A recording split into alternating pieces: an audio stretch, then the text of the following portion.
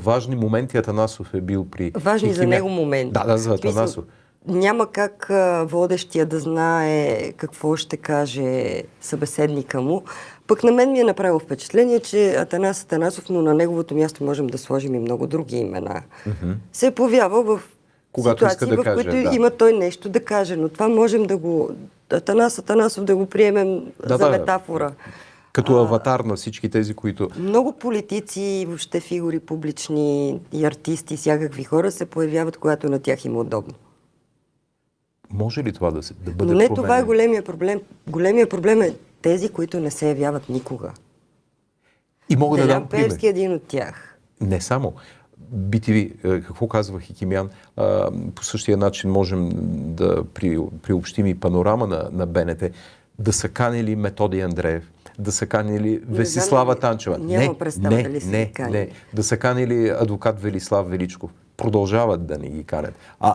Тоест, това са важни елементи, тъй като споменахме, това са важни елементи от една редакционна политика, която си показва лицето през всичките тези години. Аз искам да ползвам един цитат на самия Антон Хикимян, който каза пред БНТ, че те трите големи телевизии толкова много си приличат, че това няма как да не значи, че те не са завладяни. В този негов цитат има толкова много самопризнание и ирония и такава нелепи се казва всъщност. Дали са гостите в едната, в другата или в третата телевизия, горе-долу няма много голямо значение. И затова казвам, че акцента не трябва да е върху BTV.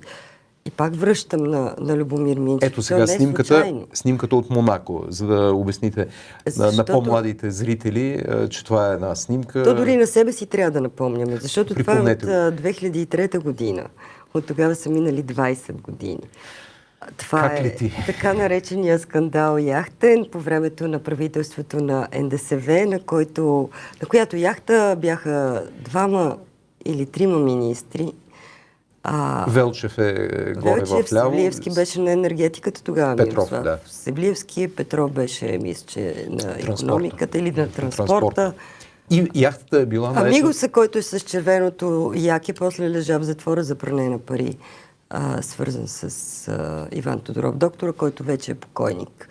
И там хората, дето не им се виждат лицата, всъщност един е този Любомир Минчев, който сам за себе си... Който е долу в десния ъгъл. Да, който сам за себе си казва, че Спас Русев му е дал пътя и в бизнеса, и във всичко. Спас Русев се води така един от инженерите на... Третия ли е? На Юпитата. Третия в листата на ГЕРБ за София, като всъщност той така се твърди, че IT отговора на ГЕРБ срещу Васил Терзиев. Защо обаче аз акцентирам на него? Неговия IT бранш, който той спечелили са най-много обществени поръчки, това е едно на ръка.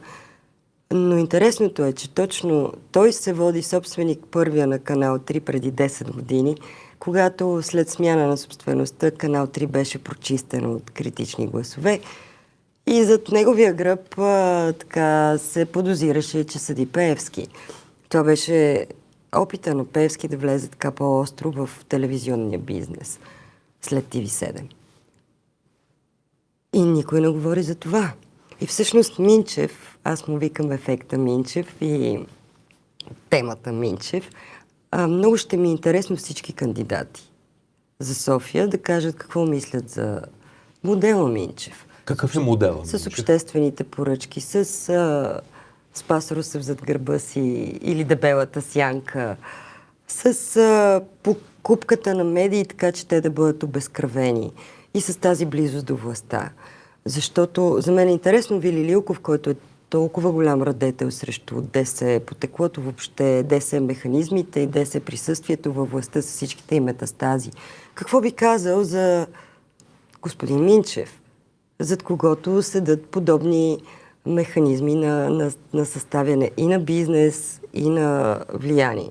Защо не искат да говорят? Терзиев също трябва интересно да каже. Ми е, какво мисли, защото те са били, съдружници. Съдружници, не в един и същи управителен съвет, но не това е най-важното. Дори да не са били съдружници. За мен е важно всеки един от кандидат-кметовете да каже този модел за упражняване на власт, за близост с властта и за обезкървяване на медиите, вашия модел ли е? Същото и Диан Николов, който също от IT сектора, който е кандидата на Възраждане, и той да каже. Защото по принцип те изглеждат опозиционни. Ама какво но ми могат се да кажат? Те казват, трябва да има свобода на словото, трябва да има независимост на журналистите. А тази свобода на словото и независимост на журналистите се доказва всеки ден в новините. Колко души ще направят за анализ за въглищата? Но обезкръвяването на медиите и на медийния сектор беше така окрупнен, обладан и изтърбушен. От Пеевски и от Борисов. Пеевски, Борисов и модела им. Ето има ги такива хора, като господин Минчев и те са не един и двама, които са всъщност техните ръчички. Mm-hmm. Така че нека да се съсредоточим върху тях. Какво очаквате? Какъв отговор би трябвало да задоволи нашето на гилдията, ако има такава? Смятам, и това може би е спекулация от моя страна, но мисля, че никой не вижда всъщност проблем в начина, по който властта и бизнеса си подават топката. По-скоро определени крупни бизнесмени искат да са на мястото на тези от бизнеса, дето си говорят добре с властта. Спекулирам. И не случайно тази тема изобщо не се повдига. Интересно е да се види днес какво каза Борисов. Той каза, много е важно тихо, кротко и полека да се водят предизборните битки по места, защото, нали, знаете, че след това с глобката трябва да продължи. Тоест, дайте малко да се караме за пред хората. Обаче модела да не бъде нарушаван. Лукарски, то това е трик. Той Борисов днеска почти го каза, даже съм си записала почти така неговите думи, защото те са много важни. Умно, деликатно, с такт и внимание. Защото, казва той, нашата цел е след изборите ние, разбира и ние, той го каза, ГЕРБ, Продължаваме промяната, Демократична България и ДПС, да имаме най-много общински съветници навсякъде по страната. Тоест ние ви пускаме някакви цветове, някакви хора, ама накрая... Толкова са важни тези избори. Защото всъщност те са, може би, най-важните в България. Защото може да има 4 парламента до следващите избори, но сега, което ще бъде избрано е това. Той затова Борисов казва полека. И той го казва много ясно. Ние това трябва да си го продължим. Ще ви включим и вас. Делян Пеевски също участва. Ето е тази карикатура на... Какво имате? На Христо Комарницки карикатурата. Ето е. Какво Делян Пеевски, той казва всичко как ще се случи. То се случва по начина, по който той го казва. И вече това се приема за най-нормалното нещо на света, да излезе Пеевски пред един асансьор, да отговори на някакви сервизни въпроси и в момента, в който му се зададат съществени въпроси, като например, все пак вие, новия говорител на ДПС ли сте, това му го зададе колегата от Флагман онзи ден въпроса, той неглижира, задава му следващ въпрос. Вие, за Магнитски беше, дали обжалва в Великобритания подобното решение? Да. Той се фръцна, каза, това е личен въпрос, си замина и няма кой да подкрепи колегата от Флагман, който е абсолютно самотен в опита си все пак да държи разговора по същество и да си спомняме, че този човек е санкциониран по Магнитски. Този същия, който казва какво ще стане с протеста на зърнопроизводителите, този същия, който дава пътна карта как ще се реши проблема с сегашния протест, казва 36 заплати, така, това ще стане, утре няма да го има този протест. Не може да му се отрече, че се справя. Справя се много добре. Казва кога ще се гласува на първо и на второ четене новия проект на Конституцията. Да, той се справя. Въпросът е... Кой е въпросът? Къде са ППДБ? Защо те не са там? Защо те не застанат пред вратата на питайте асансьора? ги, те път ли тук да ги питате? Не.